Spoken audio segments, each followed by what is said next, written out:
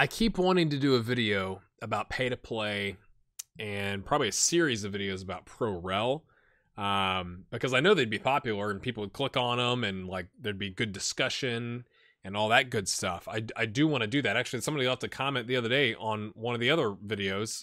Maybe it was at the Portugal roster announcement saying like, dude, when are you going to do pay to play? And I do want to do that. Don't get me wrong. Like I'm trying to research it. So I'm not just saying like, I like it or I don't like it. And that's like all the substance that you're getting. I want it to be a quality video. But in the meantime, I keep getting interrupted because US soccer keeps doing stupid things or talking about doing stupid things in this case. So what are we talking about today? So the Portugal friendly, which sidebar, we'll talk about that for just a little bit here, went quite well, right? Weston McKennie got his debut and a goal, but don't call him in for qualifying in the World Cup. He only plays in the Bundesliga. He's starting for Schalke. It's fine. Looked quite good, right? Cameron Carter-Vickers got into the game. Tyler Adams looked good. Like there were some good things happening. The back line looked pretty solid. Yedlin was bombing down the right wing. Villafaña came in, I think, on the left wing. I can't remember who started on the left wing. But looked pretty good. I think it was like a 4-1-4-1 formation. We got the goal. Really should have been like 2 or 3 goals, but fair play to Portugal's goalkeepers. I think it was both of them had some like crazy good saves to keep us out, or we had some maybe not great finishing, depending on your perspective. And then really we should have won 1-0 because poor Ethan Horvath, who has been benched by his club team, Club Bruges, for silly mistakes, I believe is the term, had a silly mistake where an ambitious cross that he was well in front of, and he went to catch it and kind of like dive on the ground to catch it if he didn't see it. And he didn't close his legs and just shot through underneath and into the goal. And his teammates, I mean, to be fair, it's a friendly, right? So his teammates are picking him up, but it was already predetermined he was coming out at halftime. So kind of like that's, hey, I'm Ethan Horvath, and like that, he doesn't get a chance to redeem himself. So that's kind of tragic for him. And then I've already talked to you about how Bruce Arena was invited by Fox Sports to come be a commentator, and that's just too soon, bro. That's just too soon. Like, I don't know if Fox Sports was doing it to get views. I actually didn't watch the post-game stuff because I knew he was going to be on there. I watched the pregame, but it was primarily to see who was starting, and I watched halftime because, well, it was halftime, it was on, and I want to see some of the highlights again. I didn't watch the end of the game because Bruce Arena. Anyway, that's not what this video is about. It came out after the game. I believe, let me get it here. I'm not going to pull it up on the screen, but I'm pulling it up on my browser here. Jeff Carlisle, who is a soccer reporter for ESPN. Let me just read you the tweet. Can confirm the USSF and SUM, which is Soccer United Marketing, which is the marketing arm that does all the marketing of the games for US Soccer and MLS, because they're all in bed together, are looking into possibly bringing in Italy, Ghana, Netherlands, and Chile for a series of friendlies and perhaps a tournament. If you haven't been paying attention to the rest of World Cup qualifying, Italy, Ghana, Netherlands, and Chile all didn't qualify, and they're kind of like, you know, the expected team. Like, it's a shock that they didn't get in because they've been performing very well. I think Italy had like 14 straight World Cups they'd been in. It's like the longest streak to ever get broken. They're out. Obviously, you know, Ireland lost to Denmark today. Not that Ireland's like a perennial, you know, like get in all the time. But the idea is it comes across as a participation trophy. Like, what are you going to call it? The World Goblet of Sadness? Like, I don't have a better term for it. There was a bunch of responses on there, so I'm not trying to steal other people's content. One of them I really did like was like the He Believes Cup. Like, that's so good. But it is a blatant money grab. I mean, they haven't announced it, right? Like, so it's not like they're saying like, yep, we're doing it, and the teams have agreed, and like all this stuff, and we've got venues and dates. So it's not there. But the fact that an ESPN reporter is willing to go on the record on Twitter saying that he has talked to people and they are actually discussing doing that is absurd. here's why I think it's absurd. Because one, it's a money grab. Because where are they going to host those games, right? Come on. Europe's busy. They've they're getting ready for the World Cup. They're all busy. All the other countries are busy doing friendlies to prepare for the World Cup. So why don't you guys come over here? We got lots of room. Like there's nothing else going on over here.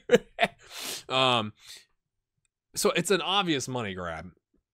I'm not too fussed about it being a money grab, like or them doing money grab things in general. But this is just like a sad money grab. Like this is just like it's not going to help, I guess is how I feel about it.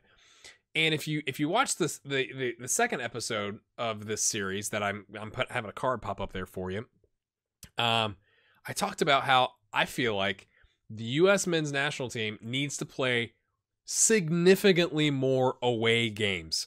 Like if you watch that episode, go watch it, come back. It is unbelievable how few away games, international away games, in terms of friendlies that the United States plays. Like you're naturally going to have away games, right? In World Cup qualifying in the Hex, like that's part of the deal. You play home and away. That's part of it. But you'd think you'd get better prepared for those types of games by playing your friendlies, not all of them, but playing some of them away from home so that you're used to playing away. Some of the comments I got on that video were about, hey, like it'd be great, go to Italy and play on their pitches, but their pitches are going to be really well maintained. Where the U.S. tends to struggle is in countries in CONCACAF that either don't have the funding or don't give the funding to their fields and pitches to get things going, right? And so you end up playing on rough-looking turf or whatever it is, right? Well, okay, well, play some of your friendlies away internationally against good competition, because then you're playing against good competition, and play some of them again. Like, you want to invite teams that didn't make the World Cup that have bad soccer or football fields? I got a couple for you. How about Trinidad and Tobago? There's one. Yeah, that'd be a good one to go. I think that's my number one, to be honest with you. There's an idea. Like, it is unbelievable to me that we're like, hey, like we could have like our own World Cup. Yeah. Let's call it something else though. But we'll have another World Cup. I mean, if you're going to invite Italy, the Netherlands, Chile, and Ghana, and what was the other one? I feel like I'm leaving one out. I don't want to insult anybody. I know that's it. And then obviously us. You might as well invite, like, let's invite our Western European friends, Scotland, Northern Ireland, Ireland. Now you got 8 teams, right? Like, that's a nice round number. Well, why stop there? Why don't you just invite all the teams that didn't qualify for the World Cup? It's like the NIT in basketball. Like, you didn't make the NCAA tournament with 64 teams in it, so let's have another tournament of all the 65th best teams. That's what this is. Why would you want to participate in that? Now, to be fair, like maybe you set it up with certain rules, and you can't play anybody over the age of 24, or it's like the Olympics or something to where you force U.S. soccer to play those youth players or those younger players. Maybe that's a thing. And is it significantly different than just hosting a bunch of friendlies or having a bunch of friendly away games? I think it is. Because I've got to think if they're inviting those 4 countries that were listed in the tweet, it's going to be in the U.S. and that's a money grab. And so that's just, hey, let's play in the U.S. against good competition potentially, yay, versus let's get better. And part about getting better is getting comfortable playing away. So let's go play some away games. Like, why not do, you got all the time in the world. Why not do a home and away with each of those teams if you're going to do a tournament? Right? And if they want to do a home and away with each other, great. If not, have a good day. But I just don't understand why you would even, I don't know. It just seems unbelievable to me. So this is not one of those well structured out, like I don't have anything written down on a piece of paper here that I'm like reading off of with all my points and into segments. It just literally seems unbelievable to me that we're like, we didn't make the World Cup. Haha, we'll start our own. And I'd love to see how you think about that. What are your thoughts? What are your comments? Make sure that you leave a comment on that I said comment like 9 times in this video, but you know, whatever. Smash a like on it, and we'll see you in the next one. I'm gonna get to pay to play. I promise. And Pro Rel. It's coming. But I had to rant for a little bit. Have a good one.